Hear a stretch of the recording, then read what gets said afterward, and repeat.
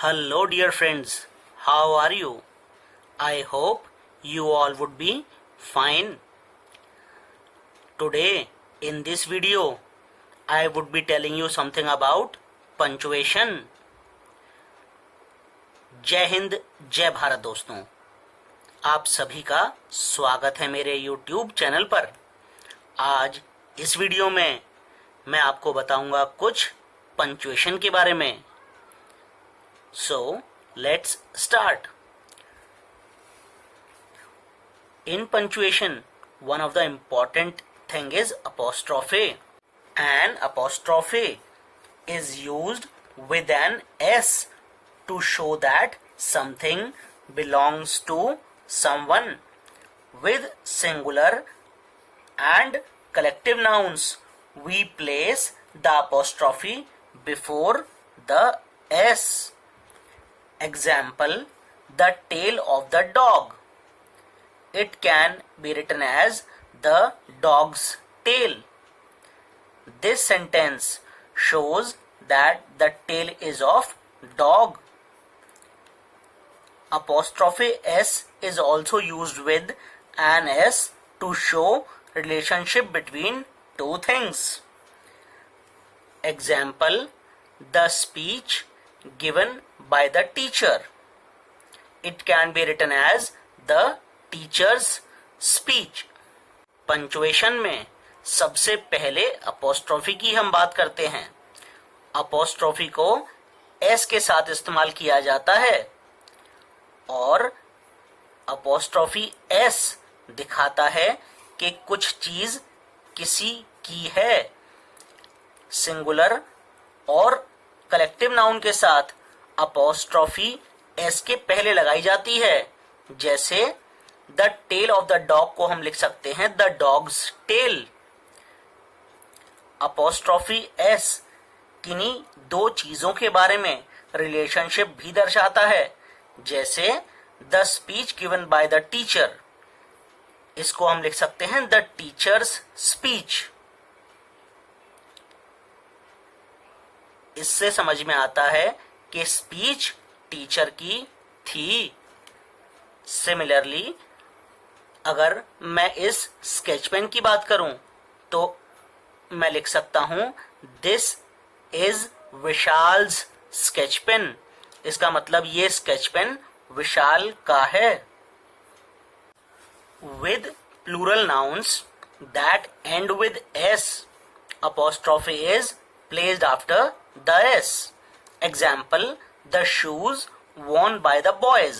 Here, boys is plural noun. That's why apostrophe has been put after the S. So this sentence can be written as the boys' shoes. Apostrophe S is added to the plural nouns that do not end with an S. Example, the shirts belonging to the men. Here the plural noun does not end with S. So this sentence can be written as the men's shirts. Sometimes we write short forms of two words using an apostrophe. These are called contractions. One or more letters are omitted from the two words and we put an apostrophe in place of omitted letters. Example, I am. It can be written as I apostrophe am.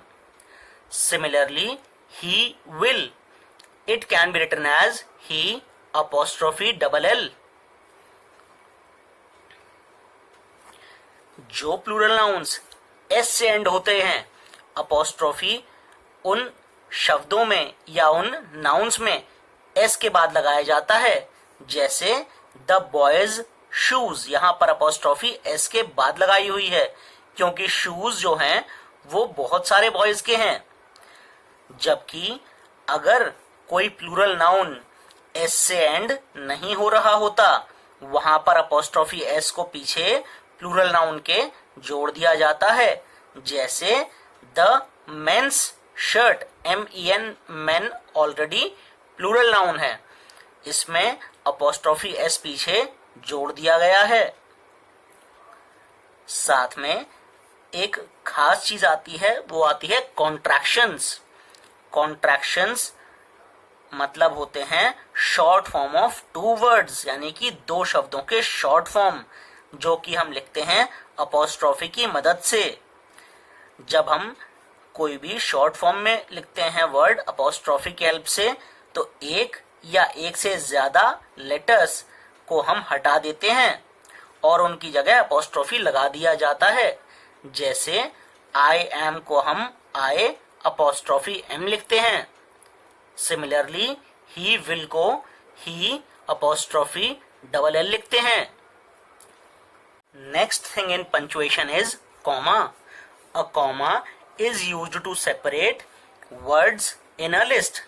Example, we wear sweaters, comma, socks and gloves in winter. Here the words sweaters, socks have been separated by comma.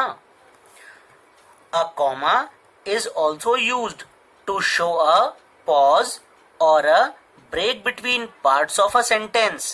Example, if you win, comma, I apostrophe double L, I will buy you a new car.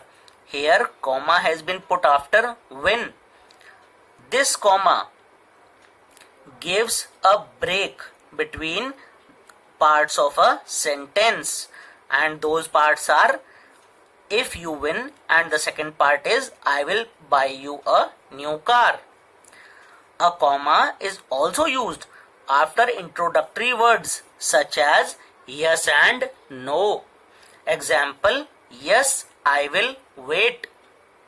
No, comma, I would not like to have a glass of water. After yes and no, we use comma, because yes and no are introductory words. Similarly, comma is also used to separate the name of the person being spoken to from rest of the sentence. Example, Khushbu, I will call you today evening. Here comma has been put after the name of the person being spoken to. It means over here comma has been put after खुशबू। अब अगर अगले punctuation mark की बात की जाए तो वो है कॉमा। कॉमा का इस्तेमाल वर्ड्स को यानी शब्दों को सेपरेट करने के काम आता है। जैसे हम सर्दियों में स्वेटर, कॉमा, सॉक्स और ग्लव्स पहनते हैं, तो स्वेटर और सॉक्स को यहाँ पे कॉमा द्वारा सेपरेट किया जा रहा है। कॉमा का इस्तेमाल पॉज यानी कि छोटा सा ब्रेक दिखाने के लिए भी काम में आता है एक सेंटेंस में। जैसे if you win, comma, I will buy you a new car. यहाँ पर इफ यू विन के बाद थोड़ा सा ब्रेक लेना पड़ेगा क्योंकि कॉमा लगा हुआ है। कॉमा इंट्रोडक्टरी वर्ड्स के बाद भी लगाया जाता है, जैसे यस और नो के बाद। एग्जाम्पल है yes, comma, I will wait. एक और एग्जाम्पल ले लेते हैं, no, comma, I want to go home. तो यस और नो दोनों के बाद कॉमा आएगा। कॉमा का इस्तेमाल जिस इंसान से बात हो रही है उसके नाम को पूरे सेंटेंस से अलग करने के काम भी आता है। जैसे Khushboo, I will call you today. यहाँ पर खुशबू के बाद कॉमा आएगा। आज इस वीडियो में बस इतना ही।